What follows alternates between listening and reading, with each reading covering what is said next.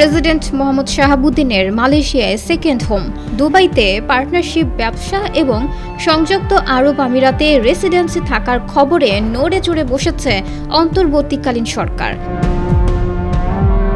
সামাজিক যোগাযোগ মাধ্যমে এ নিয়ে রীতিমতো তোলপাড় চলছে।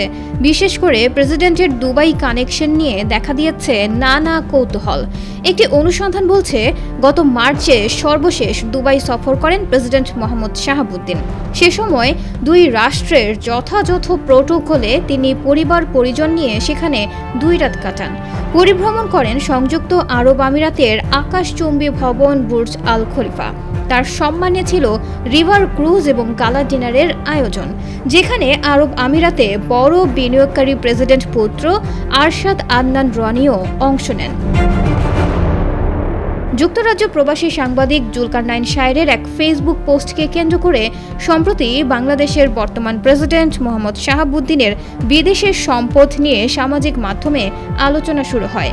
তিনি প্রেসিডেন্টের মালয়েশিয়ায় সেকেন্ড হোমে 1.5 লাখ রিঙ্গিত বিনিয়োগ এবং দুবাইয়ের কয়েকটি ব্যাংক অ্যাকাউন্টের বিস্তারিত ও ওয়ারাথ জেনারেল ট্রেডিং এলএলসি নামের দুবাইয়ে নিবন্ধিত একটি প্রতিষ্ঠানে ব্যবসায়িক বিনিয়োগের বিনিময়ে রেসিডেন্সি ভিসা পাওয়ার প্রমাণস্বরূপ কিছু ডকুমেন্ট প্রদর্শন করেন। তাছাড়া এ নিয়ে তিনি একটি অনলাইনে রিপোর্টও করেন। সেই রিপোর্টে কিছু প্রশ্ন উপস্থাপন করা হয়।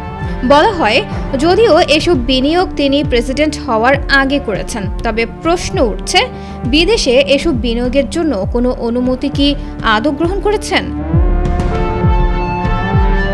বাংলাদেশ ব্যাংকের অনুমতি ব্যতীত মালয়েশিয়ায় সেকেন্ড হোমে 1,50,000 রিঙ্গিত ও দুবাইয়ে ব্যবসায় বিনিয়োগ কি বৈধ?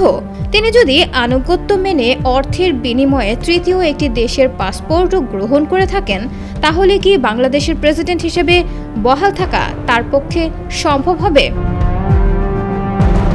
সেই রিপোর্টে বাংলাদেশ ব্যাংকের সংশ্লিষ্ট বিভাগের বরাতে জানানো হয়, বাংলাদেশ ব্যাংক প্রেসিডেন্ট মোহাম্মদ শাহাবুদ্দিনকে কখনোই এত বিপুল পরিমাণ অর্থ বিদেশে নেয়ার অনুমতি দেয়নি। পররাষ্ট্র উপদেষ্টার সঙ্গে সোমবার সাংবাদিকদের আলাপে প্রশ্নগুলো উঠেছিল, কিন্তু জবাব মেলেনি। উপদেষ্টার কাছে এক সাংবাদিক জানতে চান, প্রেসিডেন্টের মালয়েশিয়ায় সেকেন্ড হোম আছে বলে যে আলোচনা চলছে, সেটি সত্য কিনা? সত্য হলে এটি সাংবিধানিকভাবে কতটা সঙ্গত? এ বিষয়ে পররাষ্ট্র মন্ত্রণালয় ওয়াকিবহাল কিনা? প্রদর্শিত ডকুমেন্ট যাচাই বাছাই করা হবে কিনা? জবাব এড়িয়ে যান উপদেষ্টা তৌহিদ হোসেন। বলেন, এটা প্রেসিডেন্টের বিষয়, খুবই সেন্সিটিভ। যথাযথ কর্তৃপক্ষ এটা দেখুক। পররাষ্ট্র মন্ত্রণালয় যদি যুক্ত হয়ও শেষ পর্যায়ে হবে, আর তখন দেখা যাবে সেকেন্ড হোম থাকার পর কি প্রেসিডেন্ট হওয়া যায়।